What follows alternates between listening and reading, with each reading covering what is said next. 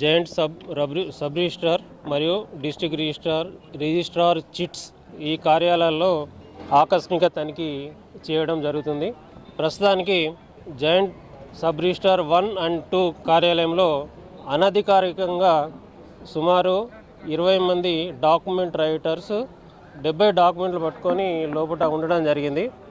అలాగే డిస్పాచ్ చేయకుండా 204 డాక్యుమెంట్లు ఆనంద్ రిజిస్ట్రార్ గారు సబ్ రిజిస్ట్రార్ గారు వారి వద్దనే పెట్టుకున్నారు డిస్పాచ్ చేయకుండా.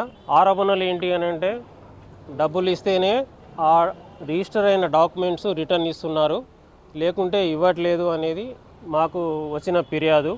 అలాగే నేరుగా ఎవరైతే కొనేవాళ్ళు ఉంటారో వాళ్ళు డైరెక్ట్గా వెళ్తే వాళ్ళను ఎంటర్టైన్ చేయట్లేదు అనే ఫిర్యాదు కూడా మాకు వచ్చింది. మాకు వచ్చిన ఫిర్యాదు మేరకు ఈరోజు 3:30 గంటలకు ఈ జాయింట్ సబ్ రిజిస్ట్రార్ 1 and 2 మరియు డిస్ట్రిక్ట్ రిజిస్ట్రార్ ఆఫీస్లో ఆకస్మిక తనిఖీలు చేయడం జరిగింది. ఇప్పటి వరకు ప్రస్తుతానికి 45,500 రూపాయలు ఏజెంట్స్ వద్ద దొరికినాయి.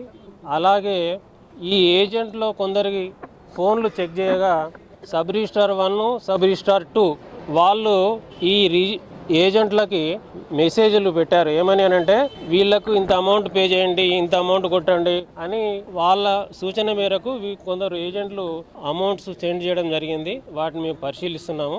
ఇంకా సెర్చెస్ కొనసాగుతున్నాయి. సెర్చెస్ అయిన తర్వాత పూర్తి వివరాలు మీకు వివరిస్తాం. ఇప్పటి వరకు 204 ఫైల్స్ దొరికాయి. వాళ్ళు డిస్పాచ్ చేయకుండా వారి వద్దనే గత 4 మాసాల నుంచి కూడా డబ్బులు ఇవ్వకుంటే వారి వద్దనే పెట్టుకున్నారు అనే ఫిర్యాదులు ఉన్నాయి మా దగ్గర.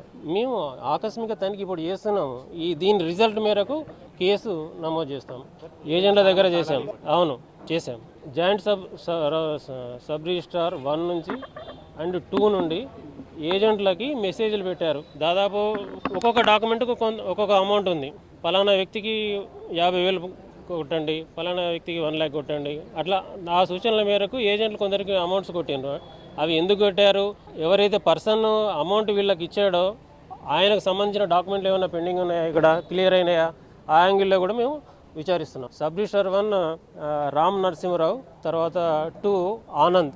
తర్వాత మేము ఇంకొకటి ఏంటంటే చిట్స్ రిజిస్ట్రార్ ఆఫీస్కి వెళ్తే 3:30కి వెళ్ళేదంటే అసలు ఆఫీసులో ఎవరూ లేరు, ఖాళీగా ఉంది. అటెండెన్స్ రిజిస్టర్లో హాజరు ఉన్నట్టుగా ఉంది. అవి కూడా లాగిన కిందికి వస్తుంది. దాన్ని కూడా మేము మా రిపోర్ట్లో రాస్తున్నాం.